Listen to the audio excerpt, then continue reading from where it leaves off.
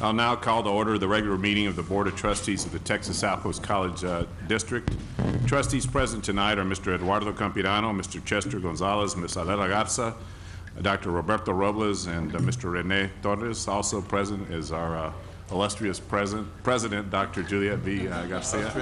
And absent, for a good reason, I'm sure, is Rosemary Breedlove.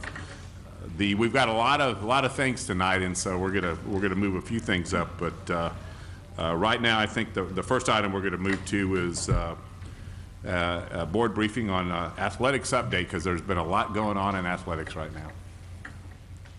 And I'll call on Dr. Ben Solis right now, Associate Vice President for Student Affairs, to make a presentation.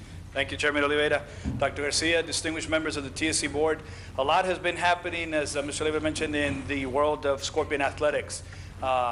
We have 5 sports in athletics, and as the caption on this slide says, we've got 3 fall sports, we've got 3 Red River Athletic Conference championships.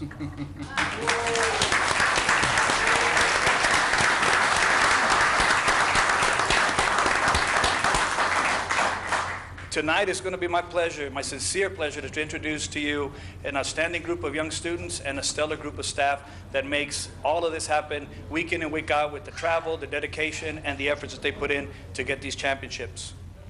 First up, I want to tell you a little bit about our women's soccer before we introduce them, so you can kind of put some of their accolades to the group that's going to just about to walk in. Presenting to you tonight, we have the 2007-2009 Red River Athletic Conference champions. They've advanced to the NAI National Tournament for the first time in school history. Conference domination, we are 23-5-1 in 3 seasons against opponents. Some of the awards and honors: 5 players named to the 2009 All-Conference First Team, including Defensive Player of the Year, Jody Hunter. Members of the board, Dr. Garcia, Chairman Oliveira, I present to you our women's soccer team.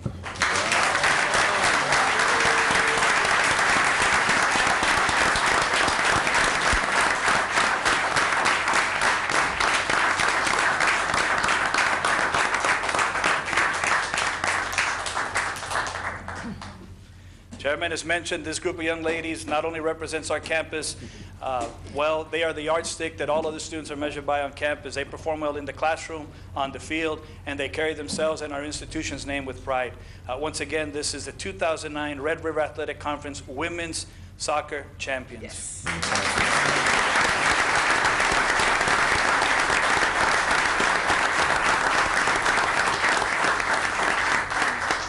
I can't tell you how proud we are of all of you, and doing all this without a field. And you've got a field, but not a real field. It's coming, guys, and maybe it won't. These are the gals. Yeah, guys and gals. Sorry, it's coming, and I'm sorry it won't be maybe here soon enough for all of y'all. But it's because of your play that we've been able to, I think, secure the funding to do this and to grow our program. Thank you for all that you do, and also for being great students. Thank you, sir.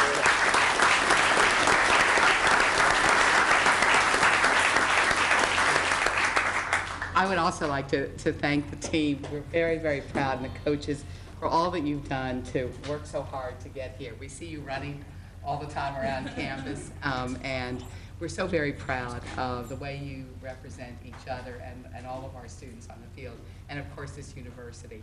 And we will be there on Saturday at 3 o'clock to cheer you.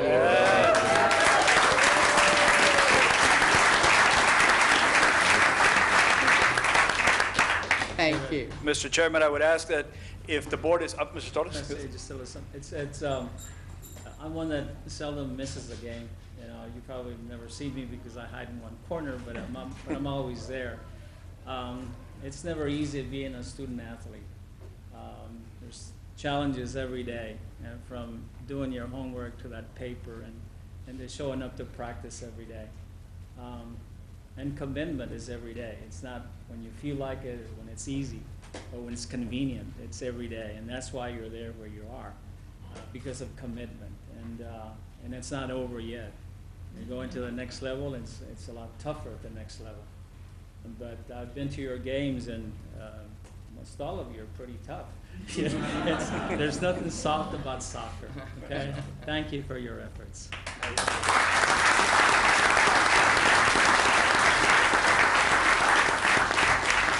Mr. Oliveira, Dr. Garcia. In just a few minutes, the members of the team captains will be presenting the board with a very nice memento. And in return, we would like to see if we could, it's going to be a picture, but we would like to see if we could get a picture with you as you guys stand right there and look at the camera. And this will be their gift back to them, so we can give back to the students a picture. So we're all facing forward. Is this okay for us? Yeah. Okay. Come on, Coach. I like your tie, Coach. That's good.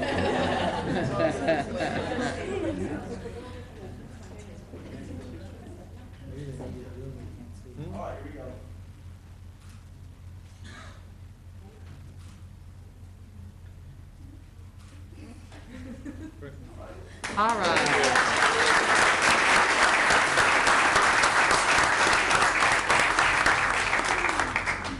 Thank you, ladies. We'll see you Saturday. See you Saturday. Get your sleep.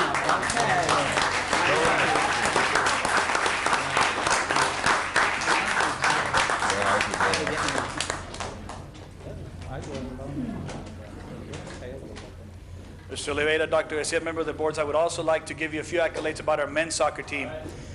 One of the most outstanding soccer teams in the country. We are the 2007, 2008, and this year, for a three-peat, the 2009 Red River Athletic Conference champions.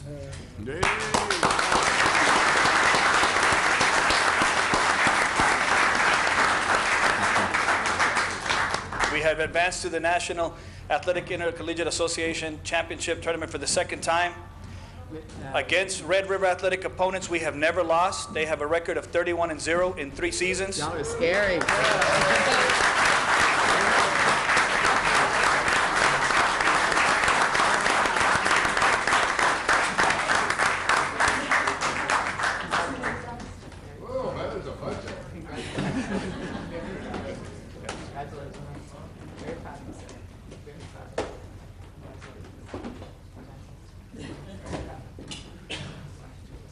This group of young men representing countries from all over the world, including the UK, Canada, Mexico, Ghana, to name a few, represents, again, some of the finest students that we have on campus. They are ranked number 14 in the nation this year, and they are seeded number 6 in the national tournament. Some of the awards and honors they have received, the 7 players were named to the all-conference first team, including 2-time captain, defensive player of the year, Mr. Brian Hardy, and newcomer of the year, Mr. Mario Perez.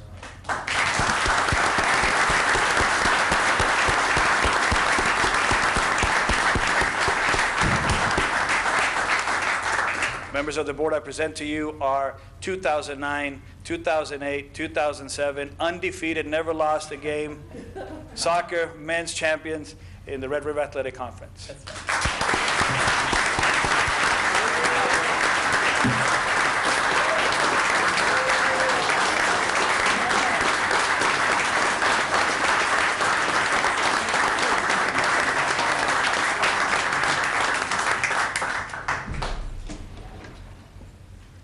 On behalf of the board, guys, congratulations, and I think you're underranked. I think you should be number 1 in the nation. And hopefully at the end of the playoffs, that'll come true. But we're very proud of what how you represent the school, and you guys have been fabulous. And as I told the young ladies who were here earlier, you've done all this without a real field, but we're working on it, and we're building. You know, it's coming. It'll be here soon, and thanks in large part to your play, because I tell you, it would have been a lot harder to convince people to improve the facilities and stuff if we didn't have such a great team. But we have a great program, and it's in large part to you guys and to, of course, your coach. And thank you so much for all you do for the university. Thank you.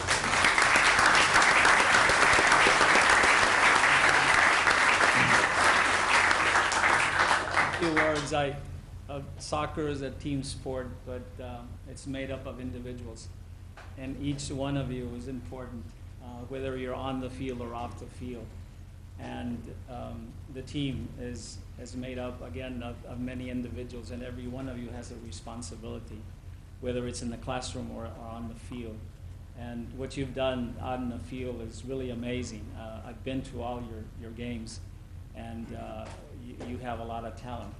But knowing that you're going to the next level is probably a different zone, and your record goes out the window. You start all over again. And again, I thank you for your efforts, and you have, many talented individuals that make up a team. Thank you. Thank you.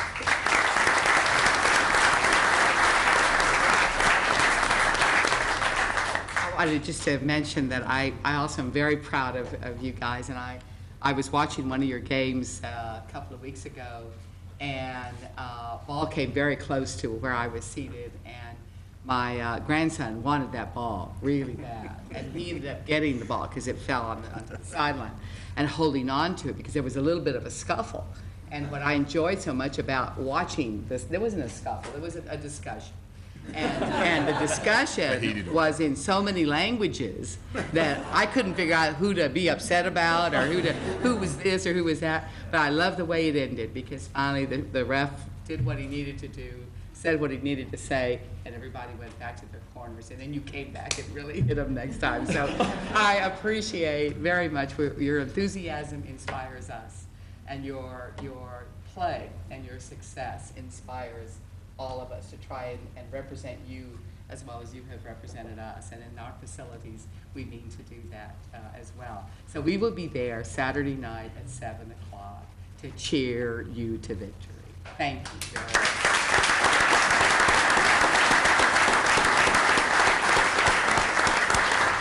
Okay, we're going to take a photograph a picture, quick now. picture. All right, so. Come on. And the coach of Come the on, year.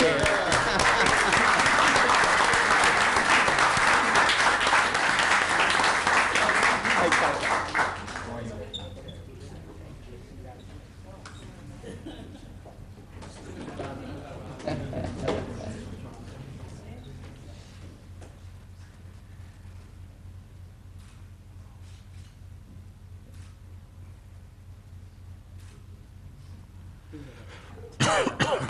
Thank you.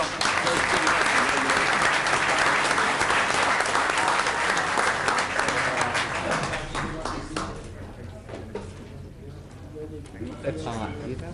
I know. So quickly. Yeah.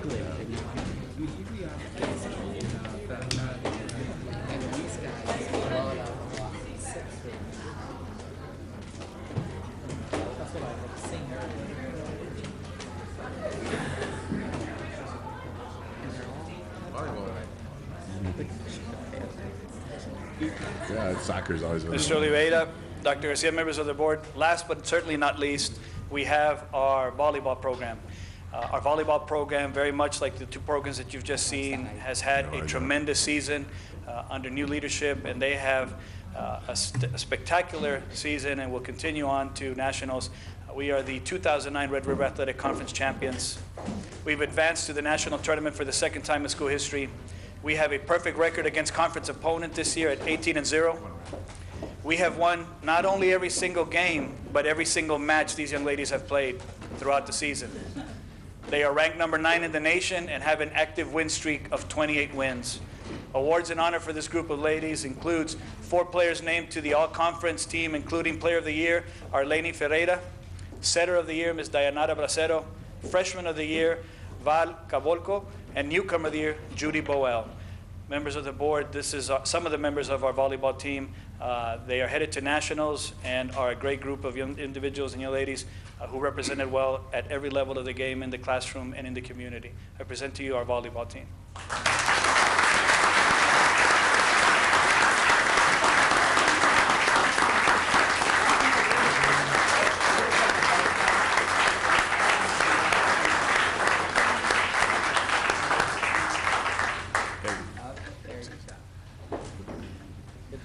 Say something.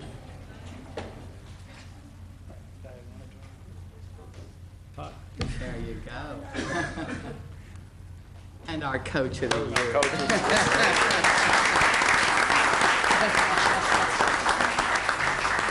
I may say a couple of words? Yes, absolutely. One is I think all the accolades are well deserved. Certainly the expectations going into the season, I don't think are demonstrative of what is up on the board. I mean, certainly breezing through the Red River Conference and winning every match by 3-zip. Coach, outstanding. You've recruited a great group of girls with a nucleus that was here before.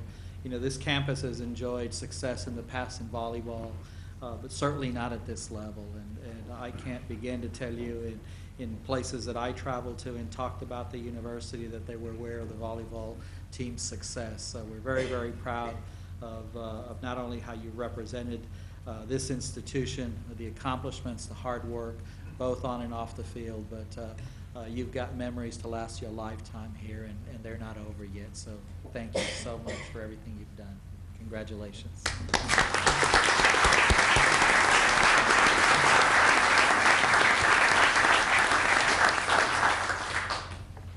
Are there any other comments? Just, ladies are now headed to Iowa. Is that right? First part of December for your championship match. And while all of us will not be with you, we'll all be there in spirit.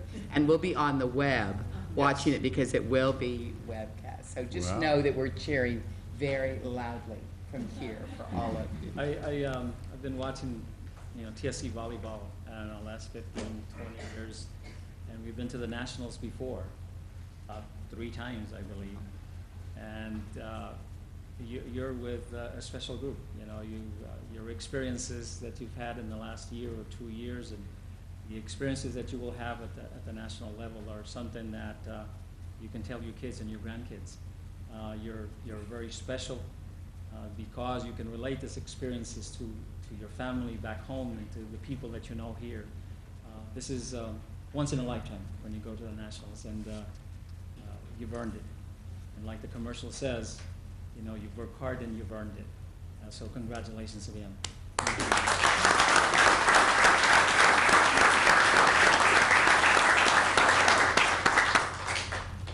Pictures?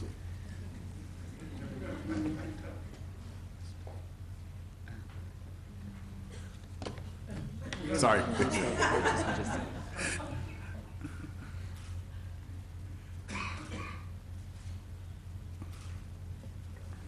Thank you, ladies.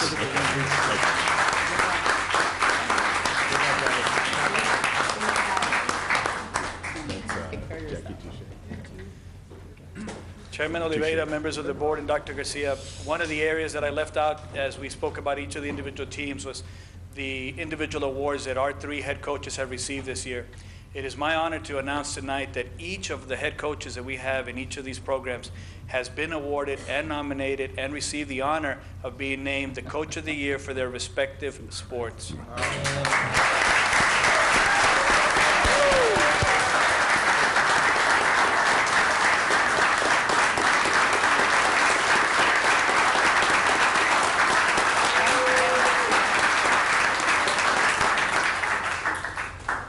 I'd like to say a few things about the coaches, Dr. Garcia, Chairman Oliveira, members of the board. Why don't you have them come up, Ben? Yes, ma'am. One more time. Just very quickly want to say very that handsome. as I've spent more and more time with these individuals, these staffers, these members of our campus community are more than coaches. They are parents in absentia, uncles in absentia, brothers.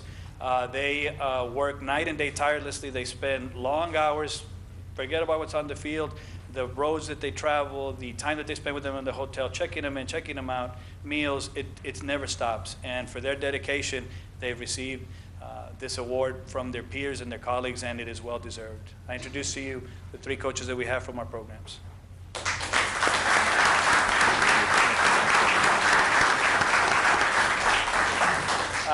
Chairman, Dr. Garcia, just thank you for this opportunity to come in and let us showcase our athletes. I stood in this room about 9 months ago, and the question to me was, you have a 90% winning percentage, how are you going to do it here? And I told them that I'm just going to bring in good people, surround myself with good people, and the wins and losses will take care of themselves. Fortunately, I brought in a wonderful assistant, that turned out to be more than good. She turned out to be great. We brought in a handful of new athletes that turned out to be great, not just good. And it kind of turned the whole spirit of our program around. The girls that were here and stuck around, and everybody just really bought into our team philosophy. And, it's just been a great season, and accolades go to the students. Unfortunately, I had 7 kids in class tonight, so they couldn't be here, but they're more than just athletes, they're students, and their time and dedication is unbelievable. Thank you. Coach.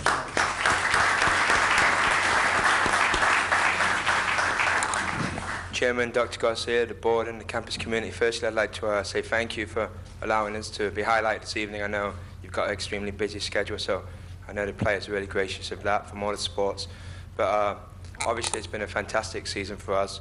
You know, it's all about the players. You know, they're the ones who go out on a daily basis and win games. So I've been blessed to be surrounded by good players. So I'm really happy about that. Obviously, we've had a fantastic regular season, and it's a new season for us on Saturday. I hope that everybody comes out, enjoys the game, and cheers us on. Thanks again. Thank you.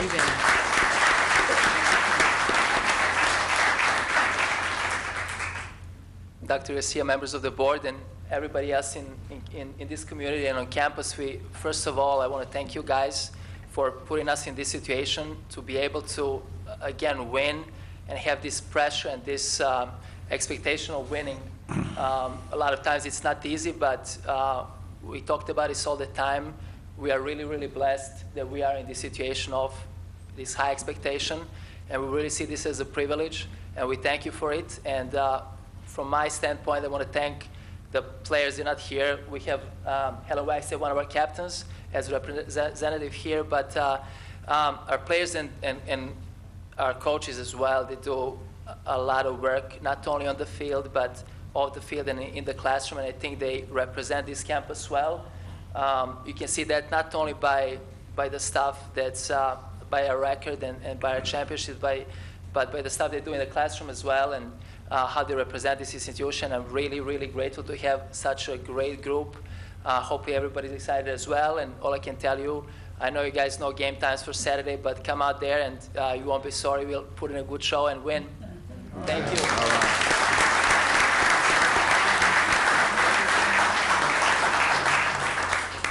In closing, members of the board, Dr. Garcia, I'd like to thank all of the athletic staff. Even though we have 3 sports going right now, these individuals up here, which include Coach Lucio, our assistants, Ronnie Zamora, Marty and his folks, all of our assistants, everybody that works with the program, they all work just as hard as our head coaches. They all put in the time, the effort, and it is an outstanding, this is the best athletic staff in the country, and I'll put them up against anybody, and I'm confident that we'll come out number 1 just on their character, their work ethic, and their commitment, not only to the campus, but to our students. So we're very pleased and proud to have them as part of our campus. Thank you. Sure, yeah. We would like to take a picture with the coaches as well, but before I do that, I just want to thank you guys. You know, when we started all these programs, you always hear it's going to take a while to build these programs up. You know, there's a 5 to 10 year period as you're growing, and you guys did it like overnight. It's just phenomenal. I mean, the success that we've experienced in our programs is something we would expect to have maybe after 10, or hope to have after 10 or 15 years, and you brought it much more quickly at that. And I've got a really big favor to ask. If anybody calls and tries to hire you, please say no. Because I know the calls are coming, no, we appreciate everything you've done, and we're going to grow the program, and we're working on budgets and everything, and you guys have done well and have brought a lot of recognition to this university. We appreciate all the support, Mr. Leveda, Dr. Garcia, members of the board. We can't do it without you. So we have some parting gifts that will be presented by our team captains from each of the sports. Thank you so much. May I say something before? Yeah, absolutely, Mr. Torres.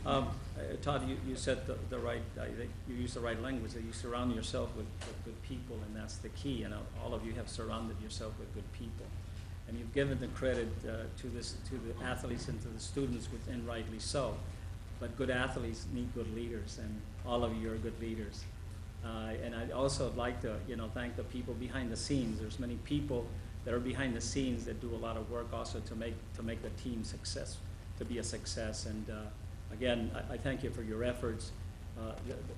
Some of the credit goes to you as good leaders as well. Okay, thank you. Thank you.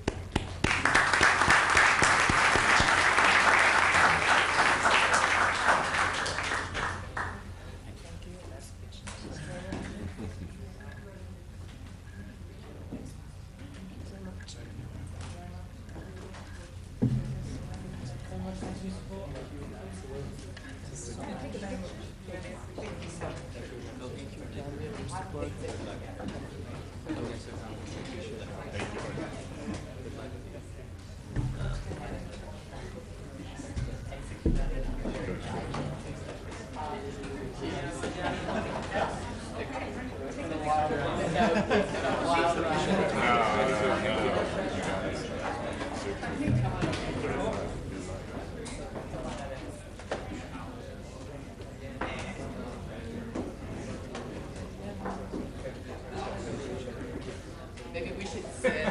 Do you want us to stand, or can we sit? Everybody. Spread out.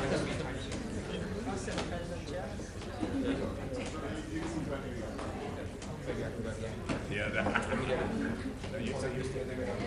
No. You're the important one. There you go. Okay. All right, here we go. Let's have faces.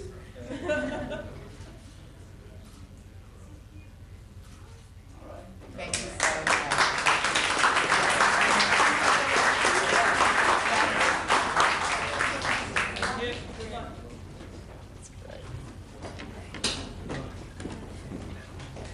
They've set the bar high.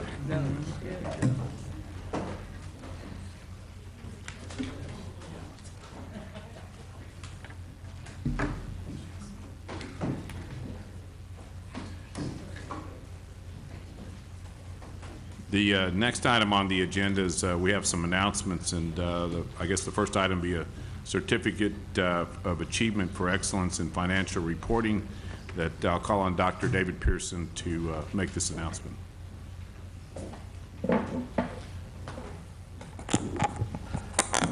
Thank you, Mr. Chairman.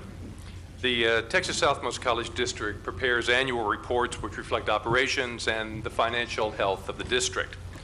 The audits of these annual financial reports have resulted in unqualified opinions, that is, the highest designation possible from an audit firm. An unqualified opinion carries with it a recognition that the financials were prepared properly and in accordance with generally accepted accounting principles. The majority of our audits have also resulted in no findings for the district. 3 years ago, the Board of Trustees challenged TSC's financial staff to take the annual financial report a step further, specifically to prepare a comprehensive annual financial report, or CAFR, for submission to the Government Finance Officers Association. A year ago, we reported to you that our CAFR had received the Certificate of Achievement for Excellence in Financial Reporting. This evening, I'm pleased to announce to you that the Texas Southmost College District has received the Certificate of Achievement for Excellence in Financial Reporting for the second year in a row. To tell you a little bit more about it, I'd like to call to the lectern Melba Sanchez, our Assistant VP for Finance. Thank you, Dr. Pearson. Dr. Garcia, Mr. Chairman, members of the board, staff is extremely pleased to have received this honor for the second year in a row. It is important to note that the completion and submission of this report took the support, the time, and the efforts of many. So first and foremost, I want to thank and congratulate you, the Board of Trustees, for your leadership and the manner in which you conduct the business of the district. It is of the highest ethical standards, and it is what has allowed us to achieve this accomplishment. I would like to recognize and give thanks to the staff of the TSC Finance Office, and I believe they're all standing back there. We're standing room only. It's Nancy Saldana, Rosa Ruiz, Orlando Ruiz, Claudia Cortines, Julieta Untiveros, Zoila Vasquez. In addition, we also have staff at physical plant in the accounting departments, Sylvia Hernandez and Edgar Velador. Thank you for all your time, for your dedication in achieving this important task.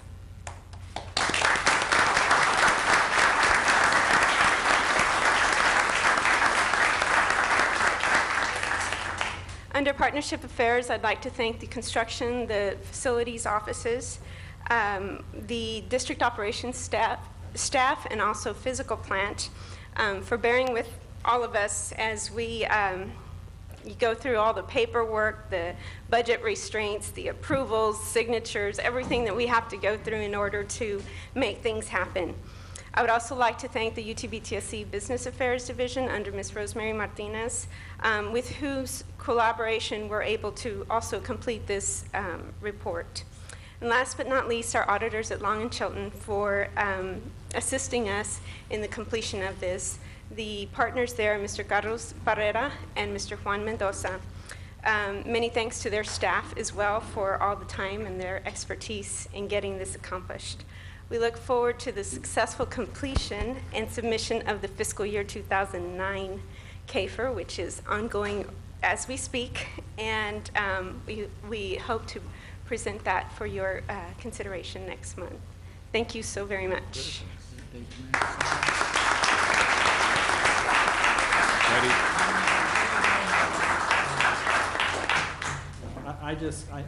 We congratulated you last year for the first time on achieving the CAFR and being recognized, and it's a lot of work. And I don't know which is worse, getting it the first time or making sure you get it the second time. But I'm sure the staff was equally as pleased, if not more, to learn that, guess what, we did it again. And I think you need to be recognized. There's a lot of work that goes into it, a lot of coordination. It's important to the district. I think that we all need to recognize that. It certainly distinguishes mediocrity from performing in financial excellence. And what it means to the district in the future is that it could result in significant savings simply because the cost of money could be cheaper because of the high levels of financial performance and excellence. So congratulations to you and the staff and everyone that was involved. And we heard a three-peat here a little while ago, so the pressure's on. So thank you, Melba. Thank you. Thank you, Mr. Gump. Again, your team is not any different than the athletic team. The only difference is you play with numbers. And your score deserved an A. And when you win it the first time, when you win an award the first time, it's easy. When you win it the second time, it becomes a little harder.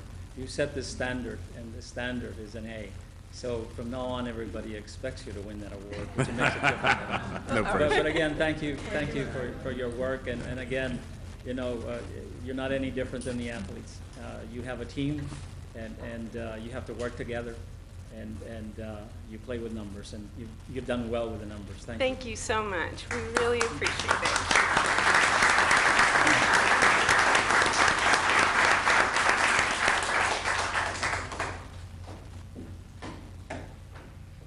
We just have all these awards tonight and all these great things going on. It's wonderful, and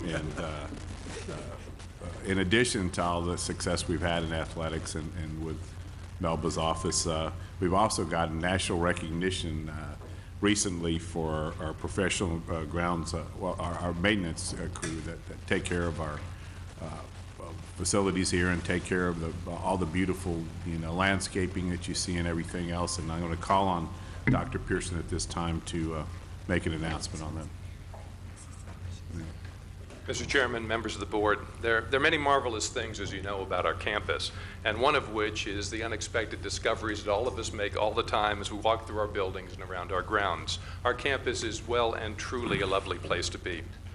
In our master planning, which is, as you know, has gone on for years, we've emphasized a number of important landscaping elements, creating open spaces and landscaping that encourages interpersonal exchanges, establishing a sense of campus identity through landscaping themes that are unique to our campus and our region, in particular, the use of native plants, softening buildings and courtyards with layers of vegetation, thus maintaining the human scale of our campus, connecting the campus to its surrounding environment through shaded paseos by bridges over the resacas and through the preservation of vistas.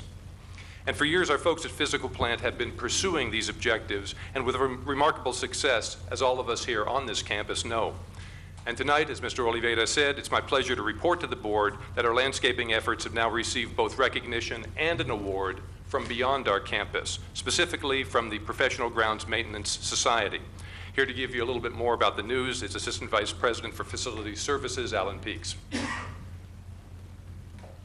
Thank you, Dr. Pearson, and good evening.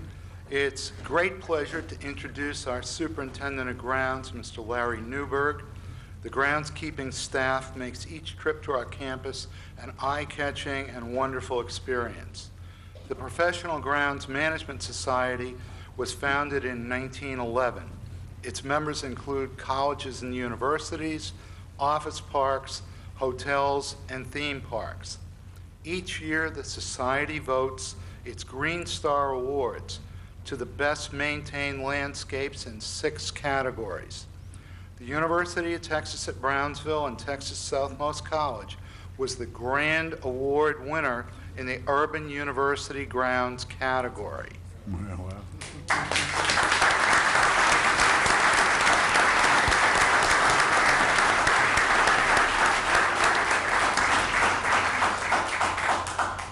Runners-up in this category included University of Michigan, Catholic University, and California University of Pennsylvania. Previous Green Star Award winners include the Smithsonian, Disneyland, the Breakers, Texas State Capitol Grounds, George Bush Library, Duke University, Caltech, and yes, the University of Texas at Austin.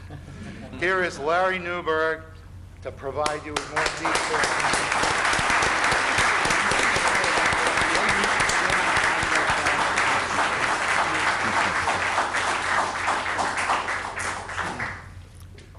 Thank you. It's a great opportunity to be here. First of all, I would like to ask our 3 grounds crew leaders here today to stand and be recognized.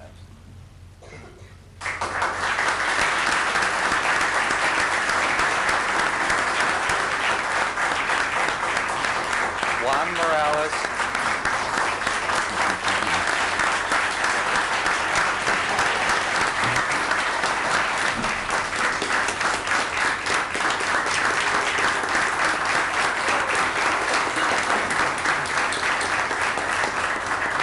Thank you very much. Juan Morales, Albert Ruiz, and Rafael Ruiz have put in many years of service for the university and can usually be seen throughout campus at all hours of the day. The conditions of our grounds reflect the pride and commitment that these men and the entire grounds crew have to getting the job done right. So thank you, Juan, Albert, Rafael, for the work that you and the grounds crew perform, rain or shine, day in, day out. You serve this university tirelessly with great dedication. Recognition is what we all strive for, not just as individuals, but also as working members of this university. And when we receive recognition as we are today, our job seems much more rewarding. Whether that recognition comes in the form of an email thank you or the printed pages of a national publication, we strive to earn it. There are 3 additional people that I want to thank. Cheryl Taylor from News and Information for the wonderful Green's Thumb article published in the Brownsville Herald, and for our grounds crew group photo. Secondly, Andrew Keyes, the international writer for Partnership Affairs, helped write the cover letter for our formal presentation to PGMS. Lastly, Joe Benavides, also out of the Partnership Affairs office, took the pictures and set up the PowerPoint presentation for our submittal.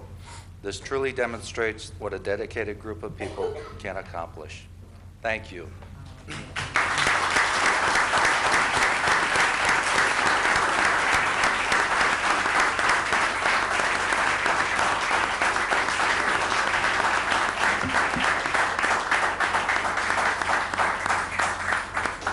Thank you, guys, and I can't tell you how many compliments I get from people from that come to our campus, not just from this area, from our district, but from up the valley, different parts of the state, and they just can't believe what a beautiful campus we have. And I think it's one of our biggest recruiting tools, and you know, I can't thank you enough, and your efforts have helped this university grow. Thank you.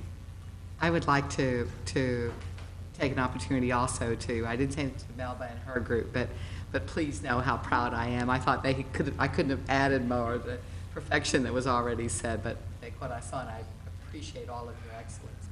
Landscaping, when I saw this the other day, I also noticed that we were up against Catholic University. Catholic University is a wonderful university in Washington, D.C., and I've been on their campus, and it is a beautiful campus. But one of the things I noticed was their budget as compared to our budget, and it was extraordinarily skewed toward Catholic University's advantage. And in spite of that, we were able to win this award. And that's because of the planning and the strategy and the thinking and the care with which all of you do your jobs. It is a recruitment device. It is for students. It is for faculty. And when we went to the new faculty luncheon this year, one of the things that was repeated by several of the faculty members as they each stood and talked about why they had come, inevitably, one of them, many of them would say, and I just love this campus. I came because it is just so beautiful here. Well, that's no accident, and we know you do it in the heat of summer and in the cold of winter, and so for that, we are truly grateful. Thank you very, very much, all of you.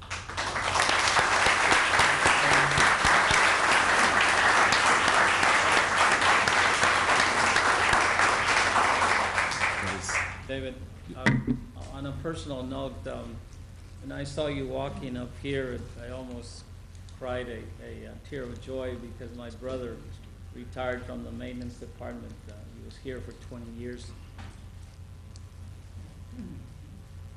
He was a great man. I knew him well, and I always loved coming to campus, and Mr. Torres, and he'd be there with a big smile on his face, and he did a lot for this university.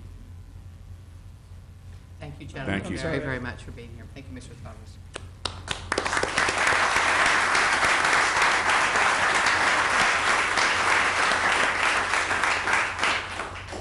And we're going to just keep rolling with these awards and get to the work.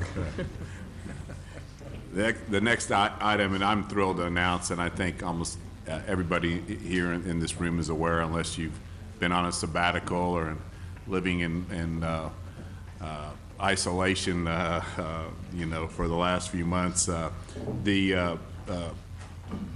very own president, Dr. Juliet Garcia, was honored recently with one of the, I think, top honors that a university president can get, and that is to be, she named one of the top 10 college presidents by Time magazine. And it's just,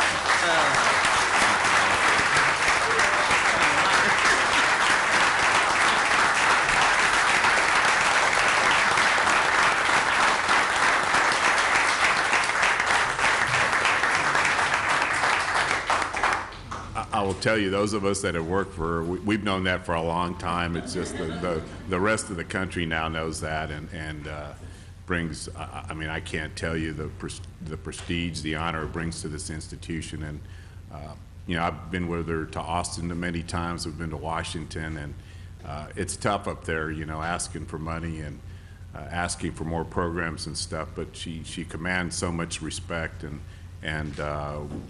I know that she's going to command even more respect now because nobody else from Texas made that list, and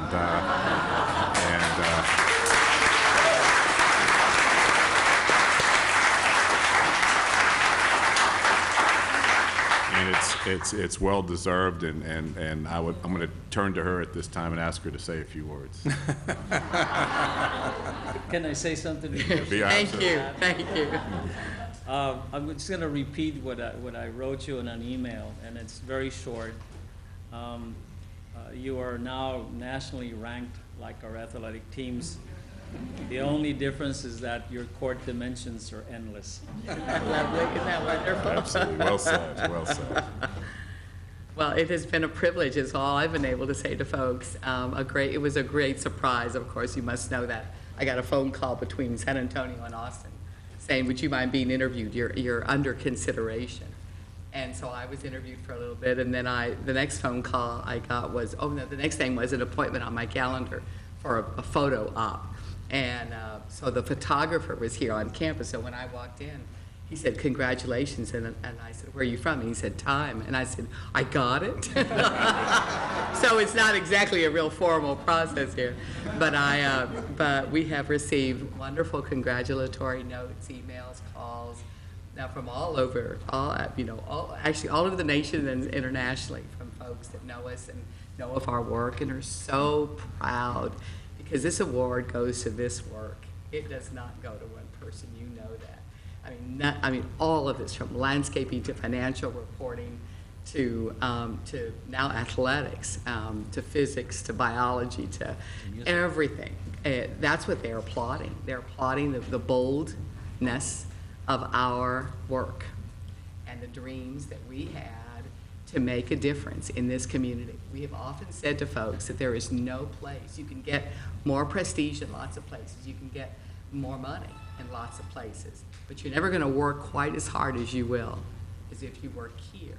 And you're never going to have as great an impact on students and on a region as we have had here.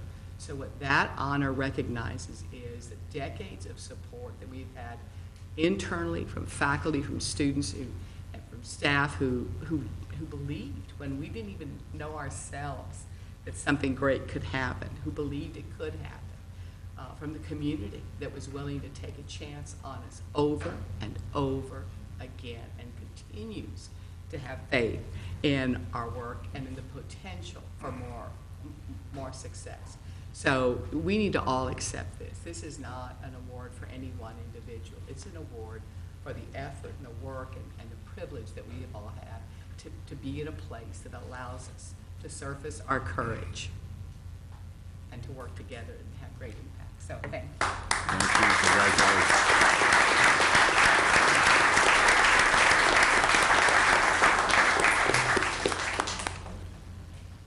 Well, we're going to keep on with more good news. And right now I'm going to call on Dr. Ruth Ann Ragland to make an announcement about some very special people we have here tonight. Thank you. Mr. Chairman, board members, and Dr. Garcia, it has been our pleasure to present 13 significant gifts for our new Arts Center. The building is absolutely magnificent, and it will be a place in which the lives of thousands of students will be changed for many, many years to come. One of those students will be our little girl in pink, whom you've been seeing on the screen, Jimena Escobedo. Jimena is now 8 years old, and she's in the 2nd grade at Ituria Elementary. She's still taking violin lessons at the UTB TSC Music Academy, and she hopes to play in the university orchestra someday. Eventually, she wants to become a concert violinist. The new Arts Center will help make Jimena's dream come true. So far, you have named the Gloria and James D. Zellerbach Green Room, the Dr. Roberto Robles and Perla Robles Teaching Studio, the IBC Bank Orchestra Pit, the Tipton Family Teaching Studio, the Mary Elizabeth Holdsworth Butt Lobby Gallery, the Neil and Lourdes Simmons Teaching Studio, the Sergio and Magda Arguelles Box, the Habet Family Concessions, the Keppel Amfels Box, the Bernice and Ruben Edelstein Grand Piano Room, the Villarreal and Montemayor Family Box, the Charles and Elizabeth Stillman Box, and the Graciela Gutierrez Box. Tonight, we have another significant gift to present.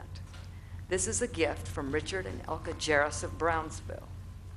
Mr. and Mrs. Jarris moved permanently to Brownsville in 1972 and have been active in the fields of education, theater, and music, as well as being leaders in the business community. Mr. Jarris also is a proud participant in the Boy Scouts, and Ms. Jarris is a strong advocate for community theater. They are members of our Patron of the Arts program, and 3 members are now students in our UTB TSC Music Academy. Their grandson, Sidney, takes piano lessons from our faculty member, Dr. Kenneth Saxon. And their granddaughter, Julia, also is a piano student. Granddaughter, Ashley, takes guitar lessons. And Ms. Jarris, too, has been a student in piano, voice, and film classes. Their son, Andy, and wife, Erica, and daughter-in-law, Maria, all are active members of our community. The Jarrises also have a son, Kenneth, and a daughter, Lori, who both live and work in Austin. In recognition of the dedication that Mr. and Ms. Jarris have for UTB-TSC and for their commitment to high-quality education and the fine arts in our region, and for their support of the Arts Center.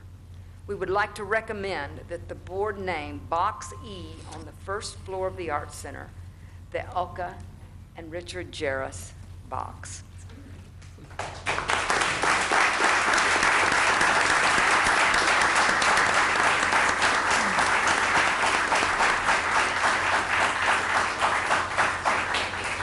At this time, I'll now read a resolution naming the Elka and Richard Jarris Box in the Arts Center.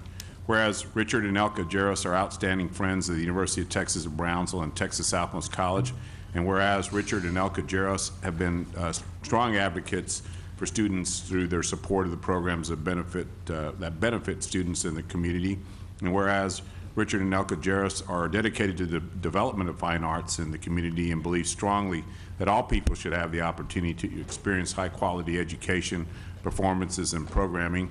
And whereas music education and the visual and performing arts at UTB TSC and in the Rio Grande Valley will be nurtured in the Arts Center for many years to come. Now, therefore, let it be resolved that by the Board of Trustees in the Texas Southmost College District that Box E in the Arts Center will be named the Richard and Elka Jarris Box.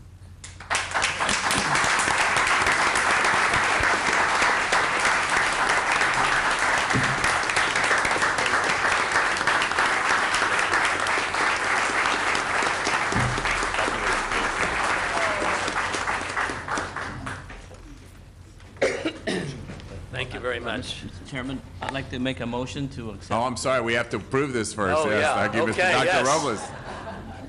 Robles. It's been moved by Dr. Robles, seconded by Mr. Garza. All those in favor? Aye. Thank you. Now you can.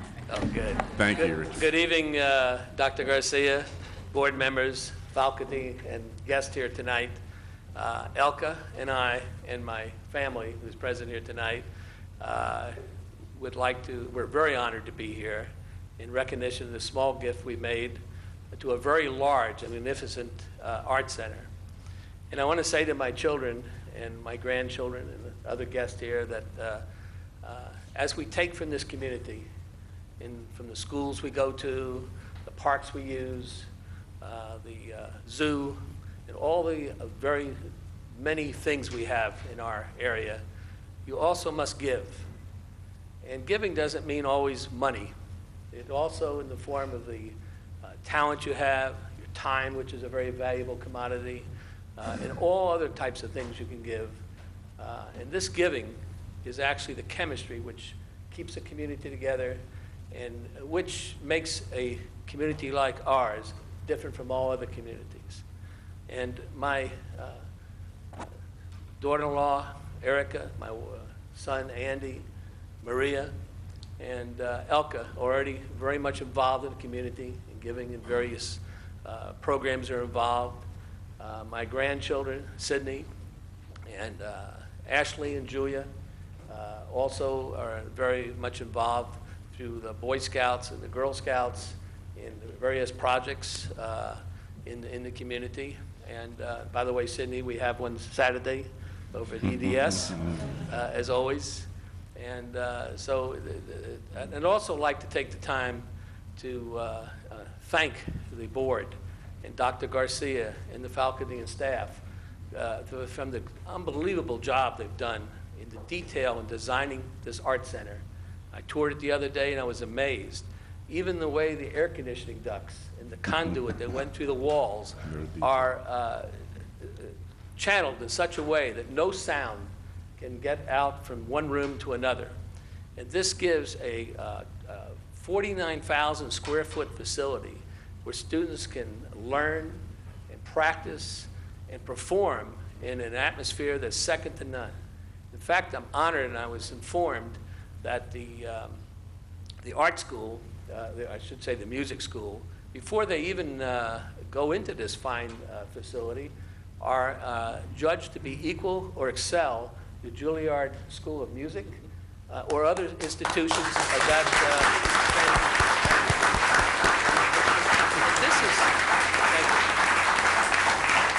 And you have to realize they reached this first plateau from practicing I understand, on toilets, in the room, in the halls, and can you imagine what they're going to do when they get in this building? It's unbelievable. And once again, I applaud you for what you've done in this college, and not just the Art Center, but the sports and the other disciplines they're teaching here is going to make this the real strength of our city and the growth of Brownsville, and it shines out where we're going to have a diversity of people coming here to not only go to the college, but to move into our city. And I thank you very much. Thank you.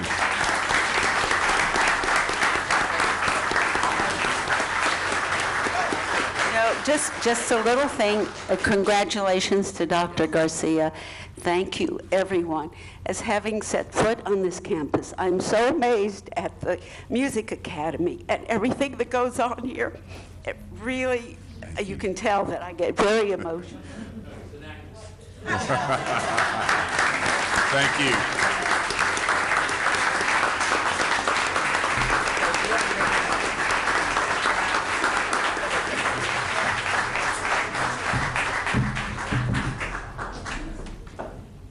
Now it's photo time, Richard. Okay.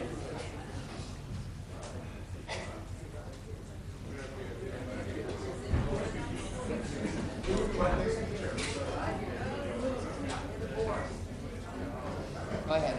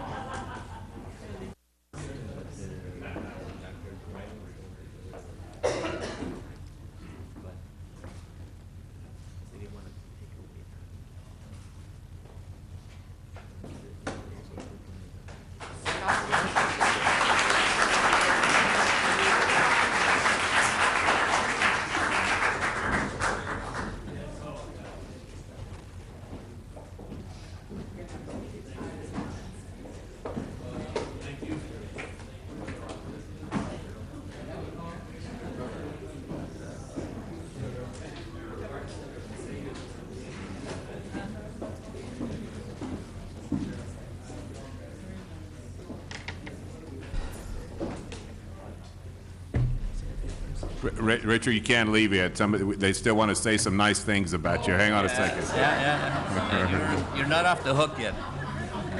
I just wanted to thank the Jarrises. I know them personally, and Mr. Jarris himself has struggled from the very beginning in life. He comes from humble beginnings, but over the years he struggled, like a lot of us, to get an education, but he has never forgotten where he came from. He has given back to our community, particularly in this difficult economic times, and we thank him for that. Thank the family for that. You have set an example for all of us and your children. And as you said, this national and internationally recognized music department will raise the UTB TSC to even higher levels, and we thank the family for that. Thank you.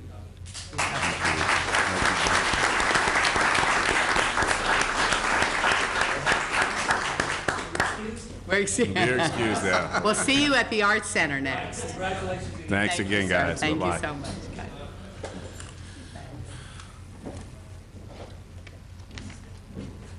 See,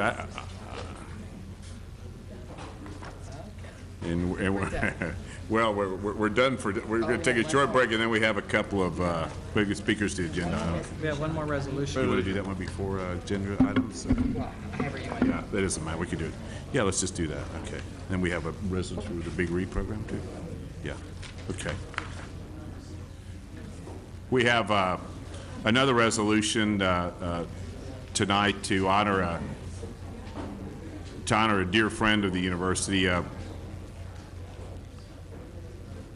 There are a lot of people that have shared, I guess, in the success of this university, and a lot of people that have helped us along the way. And when I think of when we started the merger and we started talks University of Texas system, you think of Dr. Peter Flan and others. But I think one of the biggest allies we had in Austin at a very critical juncture in the growth of this university and what we've become today was when Dr. William Cunningham was the chancellor of the UT system. And Bill Cunningham could be a very difficult person, and he was famous for telling you no, and he just wouldn't, he wouldn't just say no, he'd just say hell no.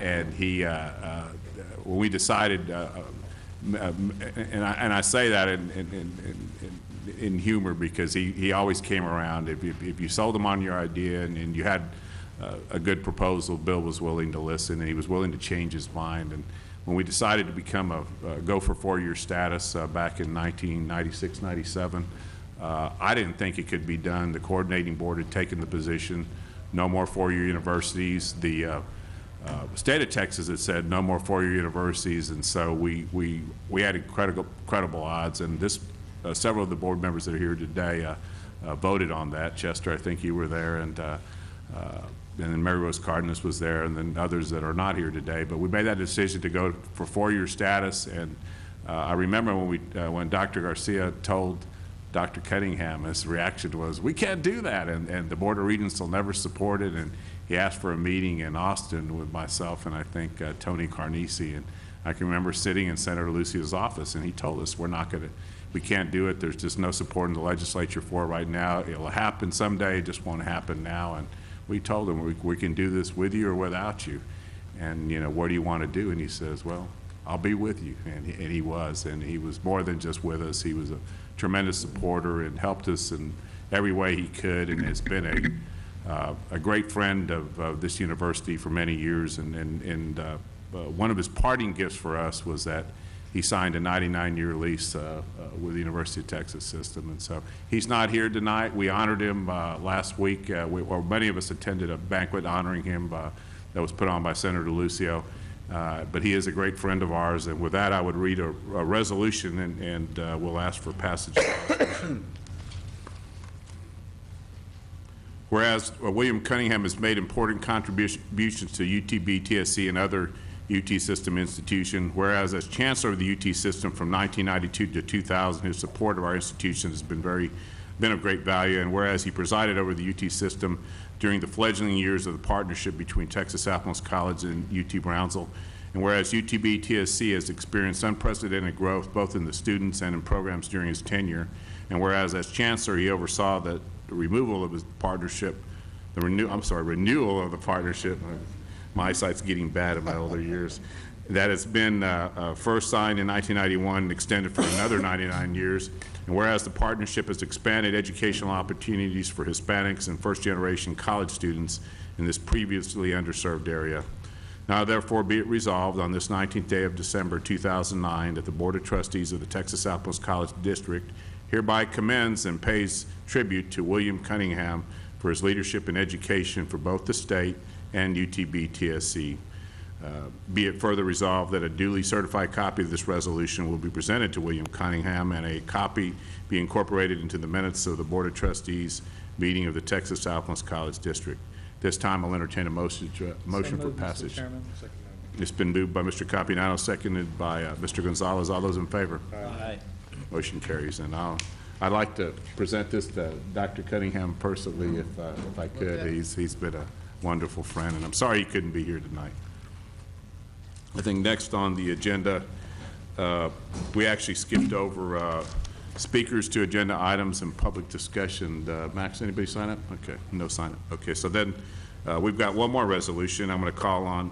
This one has to do with the Big Read program, which has experienced tremendous success as well, and I'll call on Mr. Doug Ferrier, Dean of Instructional Support, to introduce this.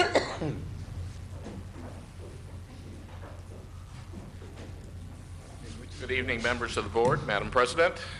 This is a tough bunch to perform before tonight. I don't know if I should have had second thoughts about this. But I am very happy as a professional librarian to come before you tonight and recognize someone who's done a great deal for reading in this area, because reading's a critical part of establishing the basics in education. We have to help children to learn to read in order to progress in schools, and we've done quite a bit of that here. And one of the factors involved in that has been my assistant director, John Hawthorne, who is now in his third Big Read project. And with him tonight is Michael Barkin, the American Consul from Matamoros, and they will, I think they have something for you, and they'd like to make a couple of remarks.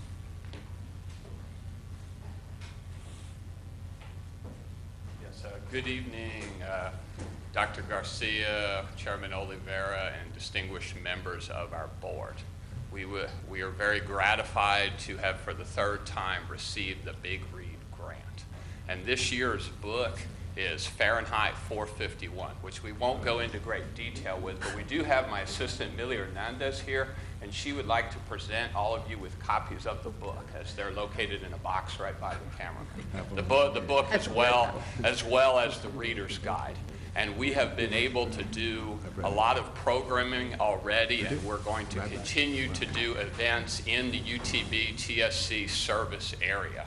And this is especially gratifying for our library system to be able to show the community that we are not just two buildings, but dedicated people who want to engage the community in a positive manner. We have been able to visit public schools, private schools, public libraries, museums, and other venues as we carry out this programming. We've been in Port Isabel, Harlingen, San Benito, Los Fresnos, and Brownsville. And our work has been recognized by resolutions passed by the Harlingen as well as the Brownsville City Commissions. But that's just on the United States side. On the Mexican side, we've been able to do a lot of great things as well. I want to publicly thank our UTB Development Board member, Emilio Garcia. He is once again sponsoring our work in Matamoros. I also want to thank great friends of UTB, TSC, George and Maribel Farish. They have volunteered to help us bring this program in a trial run to Monterey. George, his wife, Maribel, is originally from Monterey, and she's acting as a bridge between Brownsville and Monterey. And we also want to thank the United States Consulate to Matamoros, Tamaulipas. They have helped us in many ways. First of all, with volunteering, the consul and his vice consuls have spent many hours working in projects in Matamoros, and they have found us additional funding. So I would like to introduce my new friend and a great new friend of UTB TSC, Michael Barkin, the United States Consul General to Matamoros.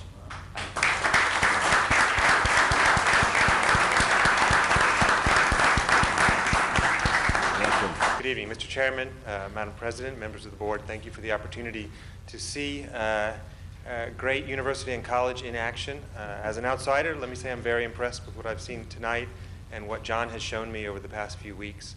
I'm recently arrived here, but I've known from before I arrived the long and strong relationship between the college and the university and the consulate, and I'm very impressed with the conception that you all have that your work here extends beyond the borders of Texas, even though you're part of the Texas system, obviously. And I look forward to working with you in the future, both here and in Tamaulipas and in Matamoros.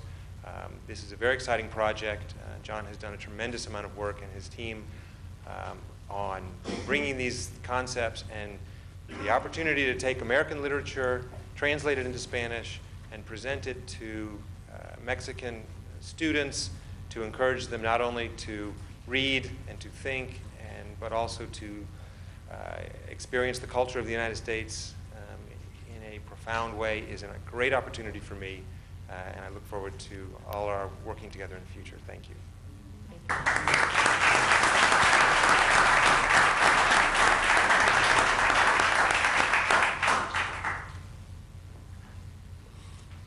It's incredible. I was looking at, yeah, we have to read a resolution, but I've been wanting to read this book for a while, and now I have no excuse. I've got a copy, so thank you so much for providing that to us.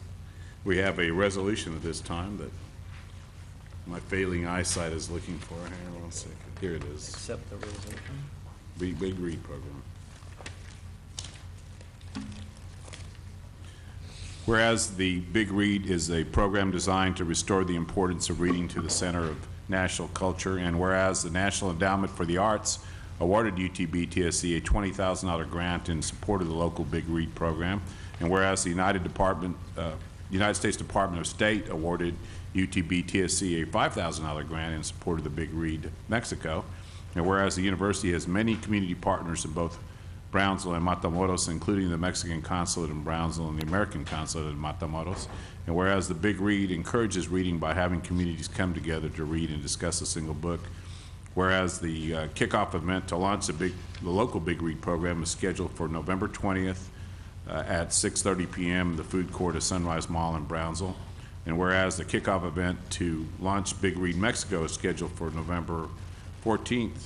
We already had it, I guess. 2009 at 9 a.m. at the National Pedagogical Society, easy for me to say, University in Matamoros. Now, therefore, be it resolved this 19th day of November 2009 that the Board of Trustees of Texas Southmost College District hereby recognize and support both Big Read events. I'll entertain a motion for passage. Ms. So moved. I think actually Ms. Garza raised her hand first, moved by Ms. Garza and seconded by Dr. Robles. All those in favor? Aye. Okay. Thank you. Thanks so much, John. And thank you.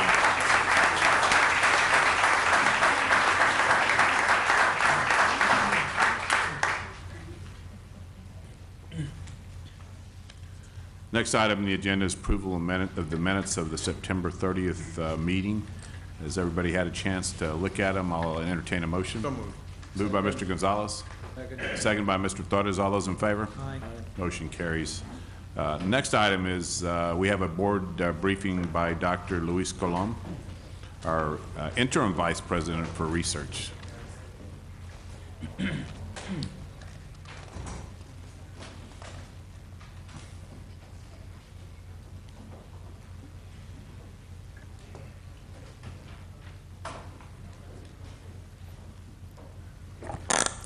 Good evening, Mr. Chairman, board members, Dr. Garcia.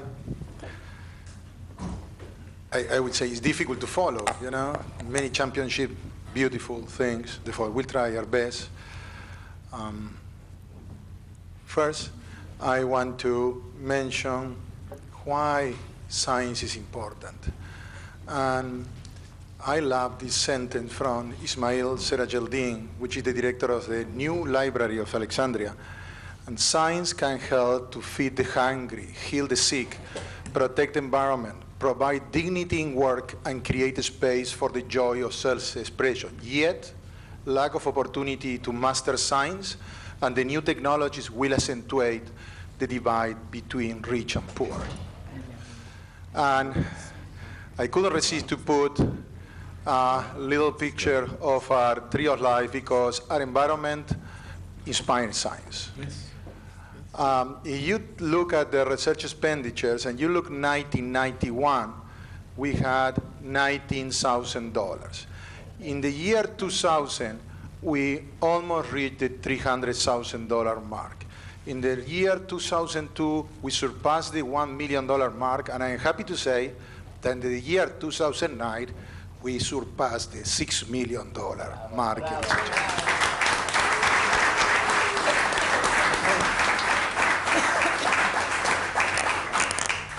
Now, the distribution, you see that physics science and biomedical science have been two groups that have been doing quite well. But I want to say that you are going to see in the next months incredible advances in many, many disciplines and groups coming from almost every college or from every college. And biology, environmental science, education, liberal arts, we have been signing awards and signing applications from everyone and I will talk briefly about this. For this picture, I'm showing to see, and I will like we compare this to next year, and you're going to see a lot of progress in many areas. Now, many times we think science and research as the isolated scientists in an ivory tower, and I want to mention that that's not accurate. Every discipline where we are developing and we are doing research at university involve a large number of students. We are training the future physicists, the future scientists, the future environmental scientists, the future educators, the future person, the healthcare givers. You can see in biomedical research, physics group with Arecibo, environmental science or education. A lot of students are involved, and they are doing a fantastic job. Now, perhaps this dry slide is one of the most important. Since September 1, 2009, we are talking 2 or 3 months ago, we got 40 new grants awarded, totaling over $30 million. 6 of those were research grants totaling $11.5 million. And 2 of those grants were stimulus, with the hard grant to get, very hard stimulus money totaling $784,000. Okay.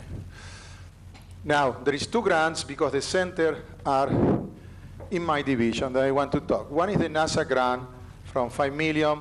Dr. Mario Diaz is the PI. I think that Dr. Richard Price, member of the center, is here.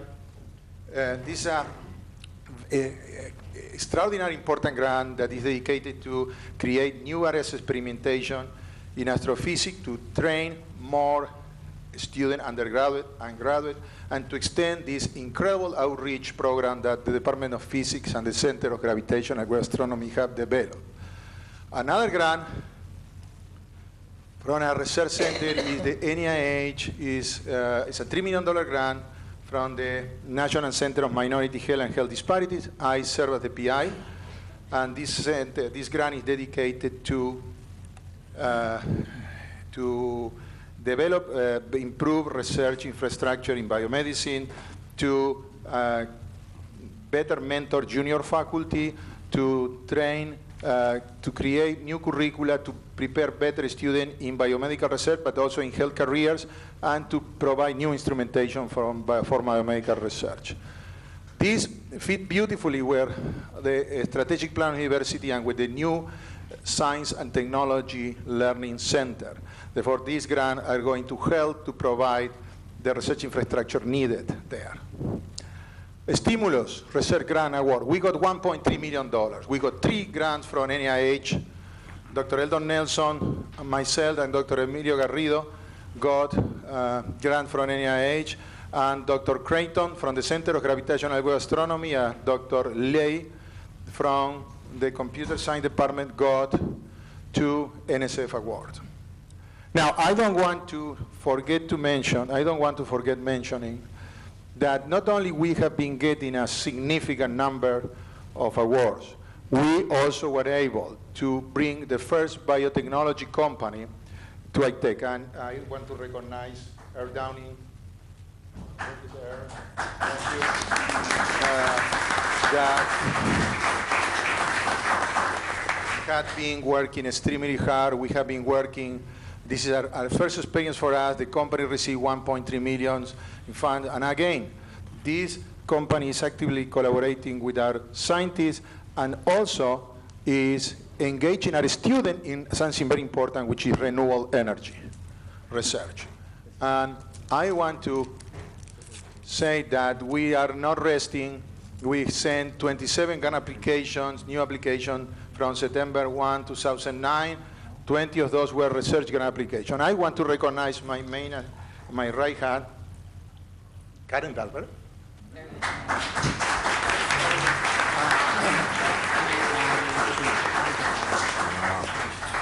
And also, we call it grant writers sometimes, but there are much more than that.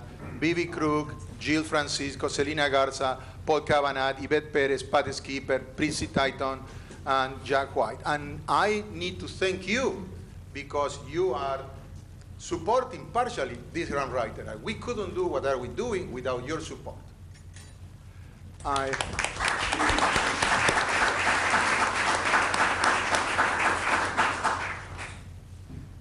I want to say, I always love the sentence of Dr. Rita Cowell was a former director of the National Science Foundation, who said, no one region, no one group of institutions, and no special communities have a corner in the market of good and great ideas.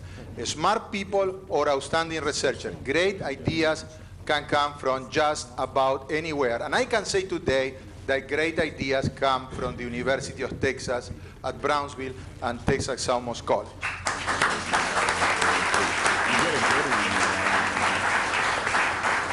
And I will now introduce our new science dean, Mikhail Buniev, that will continue telling about what's going on in the College of Science.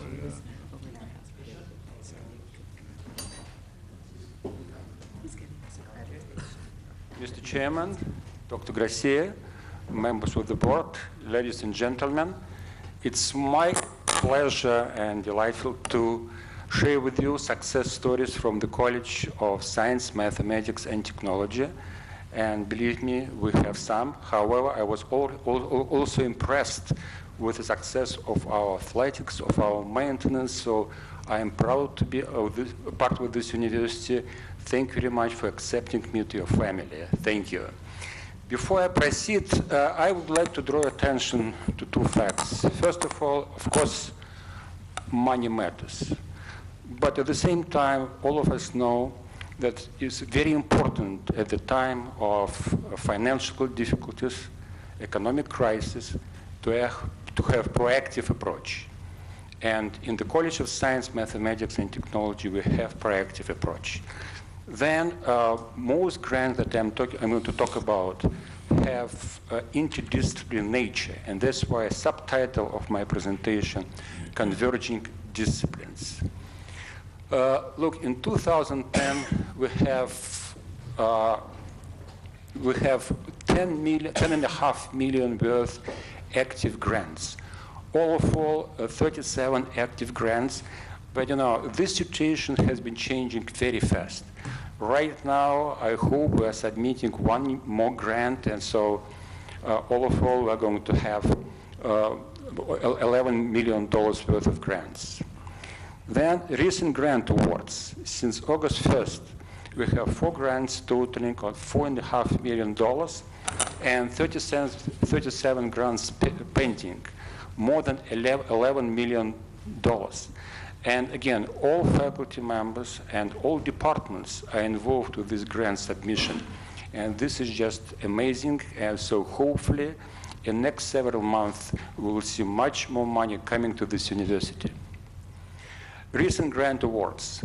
I'm going to dwell on 4 grants. First of all, Robert Noyce grants, and this is a wonderful example of cooperation with School of Education.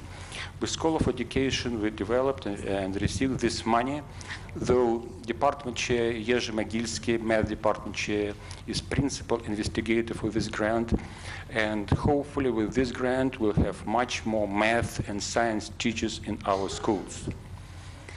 Then 2.5 million grant that Lee Jung as principal investigator received.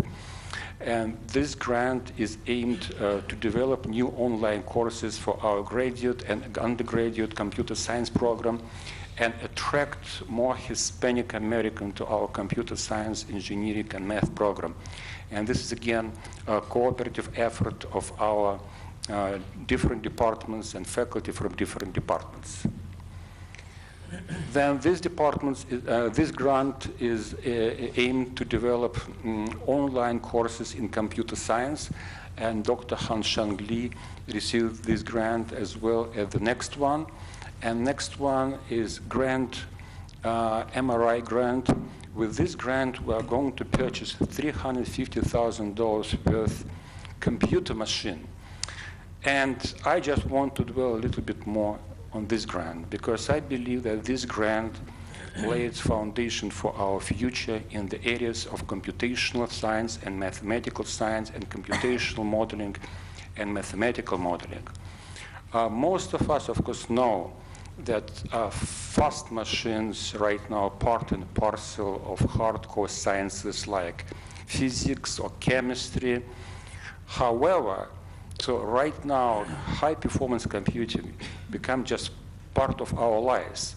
Next 3 slides belongs to Procter & Gamble, and so I have authorization from Procter & Gamble to use these 3 slides for educational purposes. So look, this is how modeling and simulation transformed industry. Starting in 1940 as just defense industry, now consumer goods and even packaging materials. So right now, computer simulation, computer modeling, mathematical modeling is everywhere. So if you look around, then probably most of the goods that were developed in the last 5 years by big company is a result of extensive modeling. Like I have this example from Procter & Gamble. Look, and this kind of real model, it used to have, we used to need about 10, 15 simulations to test this kind of machines. Right now, with computer modeling, you can do just 1 simulation, this simulation and 1 prototype. That's it. So the same example, again, from consumer goods. So this is just bottle. So right now, companies like Procter & Gamble, they save half a penny on each bottle with this simulation, but this half a penny results in hundreds of millions of dollars. So look, instead of having prototype and try and error, we have computer simulation. You can ask how it relates to our university. Computer modeling and mathematical modeling is the future. Just yesterday, I received a mail kind of news from IBM that IBM, in cooperation with Stanford and Berkeley, developed the first cat's brain. And I am not talking about artificial intelligence. We are talking about real model of brain. So it used to be defense. It used to be engineering, science. But in the next 10 years, it will become the part of social science. It will become part of political science. It will become part of pedagogy. And there are a lot of areas for cooperation in this area. And that's why I'm extremely pleased that we're going to have this pretty large, by the way, supercomputer. And I sent this news about cat's brain to our faculty. Do you know what immediately I received back? We want to do it with our machine, and we'll do. Okay, thank you very much for your attention. And so Dr. Jude Benavides will be the next. Thank you, Dr. Bonilla, very, very much.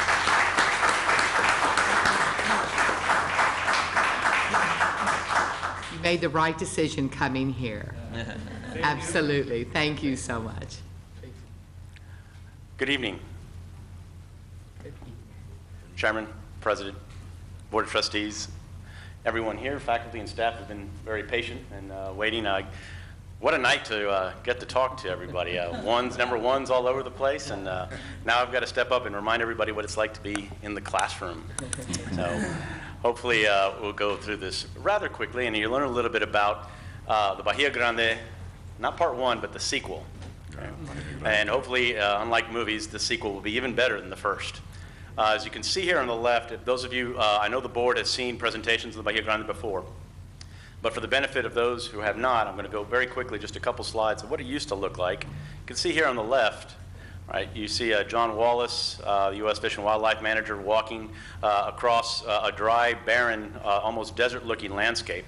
And you can see on the right here what it looks like now. These are 2 photos taken by someone from NOAA from the same spot about 2 years apart. And you can see the difference we've made with the just the introduction of water into this flat coastal wetland system.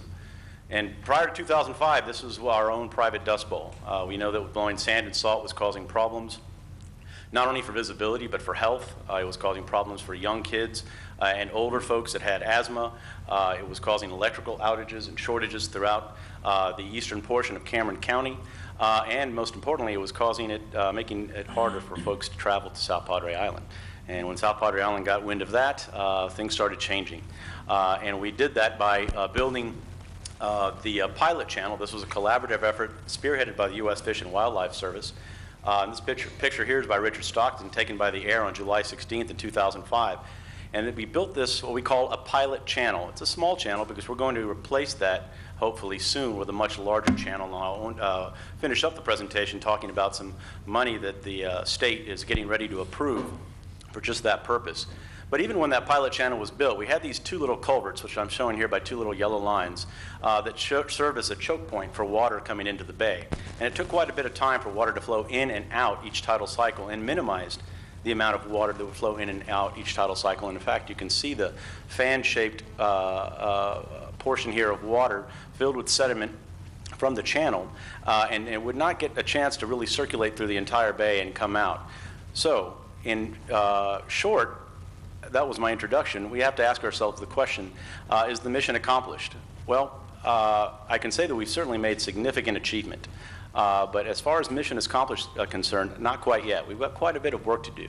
We've got water in the system, but we now need to start to try to build on our research focus in the last 3 years, which is primarily focused on biological restoration and monitoring.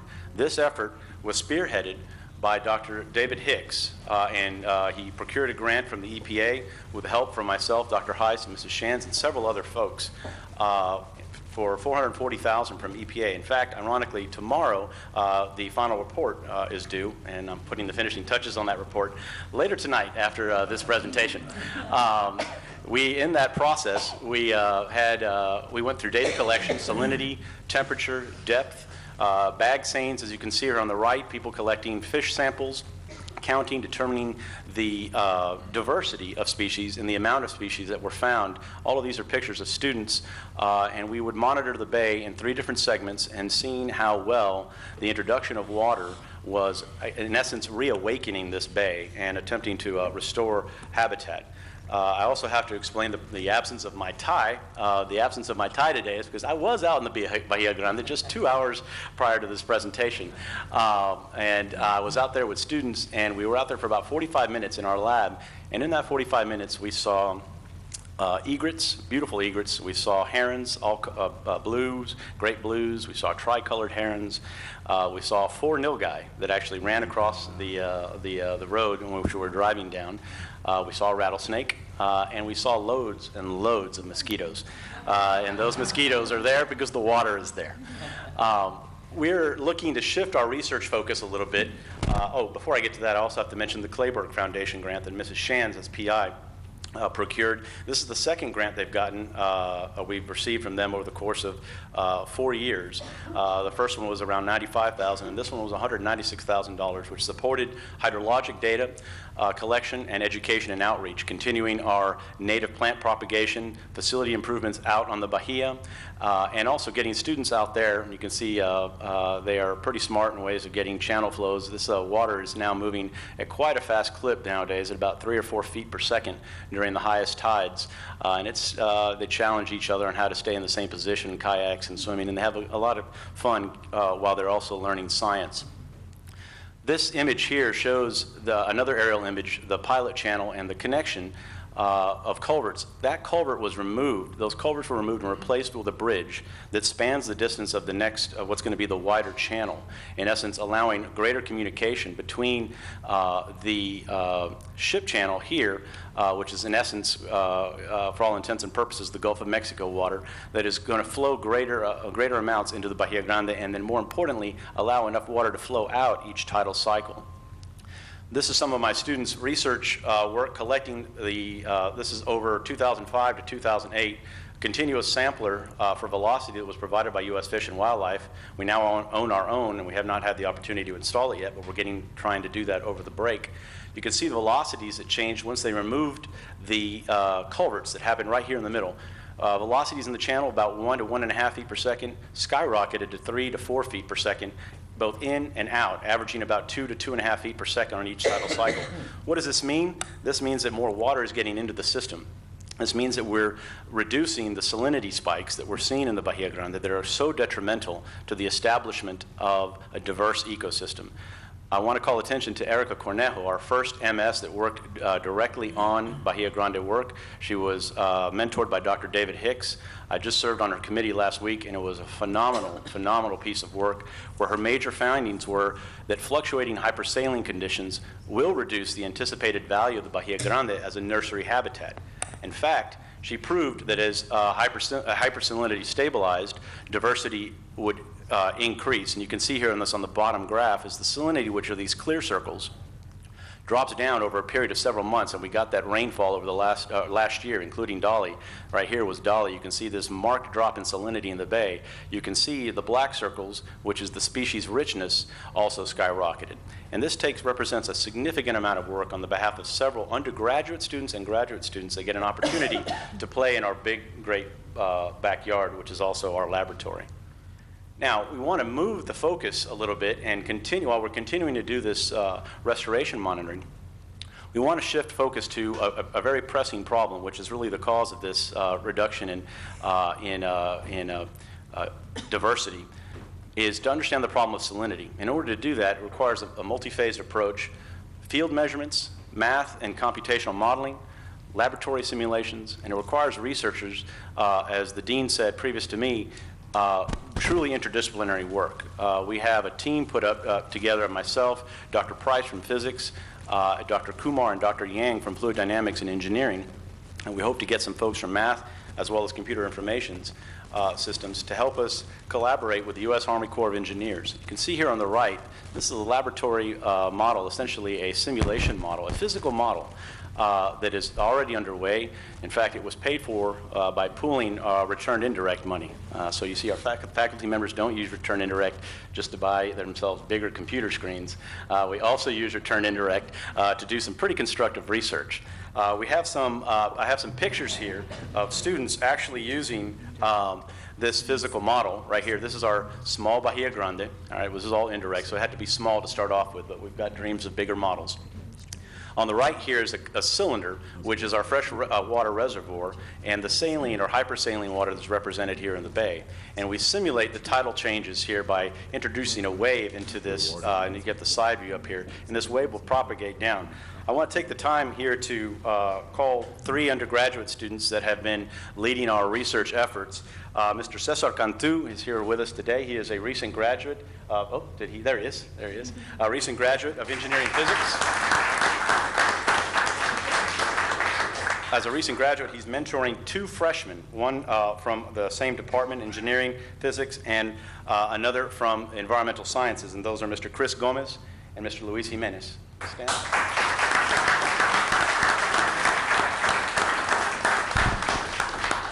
These 3 gentlemen have been spending quite a bit of their time filling and draining this system and setting up what we have here, a little video. Hopefully it works on the right. You can see a wave propagate through, and the red saline, the red water, the dye there, it's kind of black in this image, represents the heavier salt water. And you can see the wedge quickly form after the wave passes through. And we're attempting to understand how salinity is blending and mixing both in turbulent conditions and the more smooth conditions in the bay. In this process, we have several pending grants that we have already sent out the door, one with the U.S. Army Corps of Engineers for $60,000 to model and calibrate and validate a coastal modeling system model. And we have 2 larger grants to NSF, 2 divisions, the hydrologic division and the fluid dynamics division, totaling about close to $500,000, and we hope to hear back from them soon. And this is another image borrowing some technology from Dr. Kumar's lab, basically breaking up the frames of these images. It's a high-definition camera, and you can see the wave propagate through here. You can also see the return wave, and then you can see after a course of about 30 seconds, the system stabilizes. Another system we hope to introduce here is the model initial. This is supposed to be running. I wonder why not. Well, That's the issue with computer models. They don't always work. Initial CMS hydrologic model, the Bahia Grande, that would give us the capability to look at flows through the system in response to wind pulses and tidal pulses here through this channel. Last slide here is I have to correct this slide. It was not officially approved yet. I just got corrected by the Minerals and Management Service. In fact, they got a little upset at me when they saw this slide. They said, no, it's not yet officially approved, but it's almost approved. This is a grant that is going to come to the state through the General Land Office for $2 million to widen this channel. And over the course of the next 2 years, you'll see a lot of work happening here, hopefully once we get the permits and if this thing gets finally approved. This channel will be widened to 10 times its current width and enable quite a bit more water to enter the bay and hopefully help us kind of reduce the salinity swings we're seeing. And this is a picture of the main channel, what it's going to look like. It's going to cost about anywhere from $750,000 to $1.5 million to build and construct, but we hope this additional channel will further our research, further our understanding of not only habitat restoration, but also give us a great understanding of what salinity and how salt moves through a variety of different flow regimes. Thank you so much for your time. I hope I didn't go over too late, and enjoy the rest of the night while you're sitting here deliberating.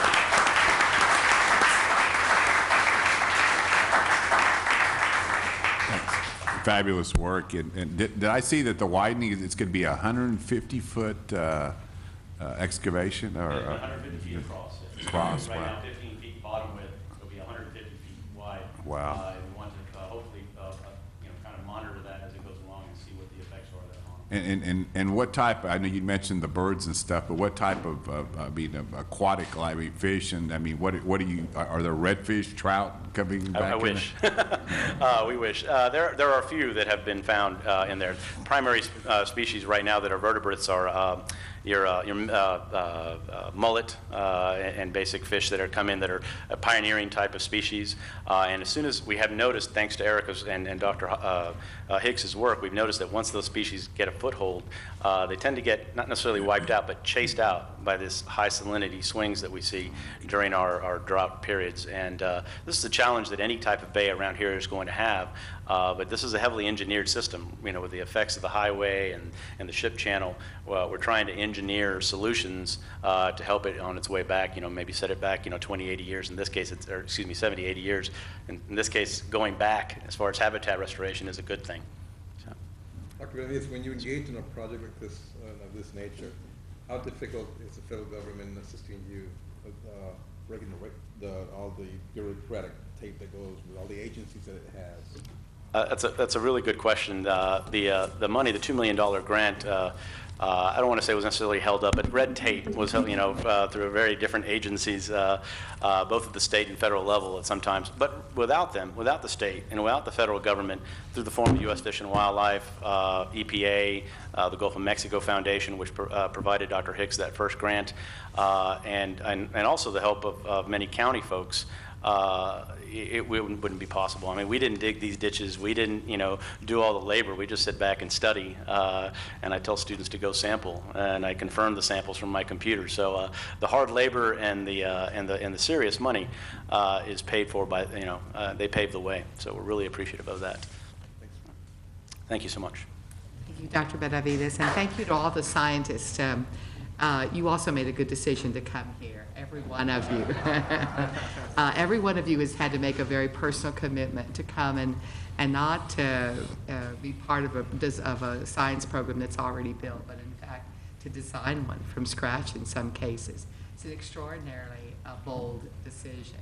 But you have a laboratory here that's also so impressive, and thank you for taking advantage of it. Thank you for involving so many of our young students in the work. We see the before, and then we see the after here in the results of your work as well. If a community's ever wondered whether a university has direct impact on its community, just the grant money that we have brought in during this notice the we pronoun, not because I wrote the grants, but because the environment has been nurtured for that. But the grant money that has been brought into this community during a very, very difficult time of financial exigency. It's extraordinarily important. That provides not only money for our researchers, but money for our students who want to be able to work here and not external to campus, to be able to fund their education, to be able to learn more and develop the mentoring relationships with faculty, aside from the new equipment that it also funds. But beyond that, then, the environmental impact of the work that you're having, and what you're teaching us, and the new generation of stewards of this environment is extraordinary. So I thank you for all of the above, and for your own very personal commitment that would have you be on the Bahia Grande 1 minute, be before a board the next, and before a computer later on tonight to finish your report. It is very, very much appreciated and greatly valued. Thank you. Chairman, can I speak to, I want to speak to Dr. Colom. Since we're recognizing special people and special awards, I want to tonight introduce to you verbally and hopefully in person in the future a man by the name of Ricardo Sanchez, who was a graduate from BISD in the early 70s and a graduate from TSC in the middle 70s and earned a aerospace engineering degree from UT Austin. He has had 23 years of experience, aerospace engineering experience in NASA. He grew and lived here on Harrison Street, one of our local kids. I'd like for you in the future to bring him to campus as a role model, one who has been in NASA, one who has a long and varied experience in aerospace engineering. So hopefully in the future we can bring him on campus. It will be my pleasure. You let me know how to contact him. It will be my pleasure to invite him. We want to have talent to speak in our campus and to work with us. Thank you. Thank you, sir. We're now going to, I'm sorry, I was looking at the Time magazine. I just realized it was just here. I have it at home and I forgot to look that she was in here. Anyway, Dr. Garcia. We're going to convene into executive session and we'll be back in a little bit. What will it take, right? We're now back from executive session and we'll now continue with the next item on the agenda, which is consideration possible action on matters discussed in executive session. The first one is first item is a contract and resolution for the purchase of lots 19 and 20, Block 12, Colonia Alta Vista Subdivision, Brownsville. And I'll entertain a motion to approve the earnest money contract and resolution for the acquisition of lots 19 and 20 in the amount of $80,000. So moved. It's been moved by Mr. Gonzalez. Is there a second? Second by Mr. Torres. All in favor? Aye. Motion carries. The next item is a change order and related documents in connection with the rec center. And I think we're going to table this item. And I think we need a motion to table this item at this time. So move to the table. It's moved by Mr. Torres to table this item. Is there a second? I'll second. Seconded by Ms. Garza. All those in favor? Aye. Motion carries. Item number 9 is the Physical Facilities Committee. I'll call on Mr. Gonzalez to give the report. Thank you, Mr. Chairman. The Physical Facilities Committee met on Tuesday of this week.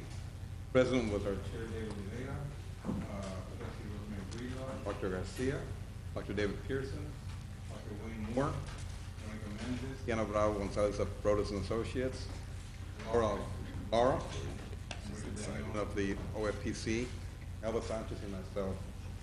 The first item discussed was the funding allocation for capital projects. Staff reported that the funding allocation is being updated to incorporate the use of interest earning, funds, maintenance notes, and TSC budget allocation to various projects. Staff provided a detailed report for the proposed funding allocation. The committee recommends and I move to approve the funding allocation summary to construction projects as presented. Second. It's been moved by Mr. Gonzalez, seconded by Ms. Garza. Yes, Mr. Capitano. My backup information is the whole bunch. There's 2 attachments to the funding allocation summary. Is the first one, is that date November 2008 or 2009? 8? Okay. So this is the comparison between the two, and the one that's dated 2009 obviously would indicate where the changes are and where those. So the total formula went from approximately 151 million to 157. Yes, sir. We added approximately 6.5 million to that schedule. And you're correct. They are noted by the dates and by the colors as well. I believe that the updated one is in a green, a shade of green up at the top. Veggies, right? And The other question is, and this also includes the last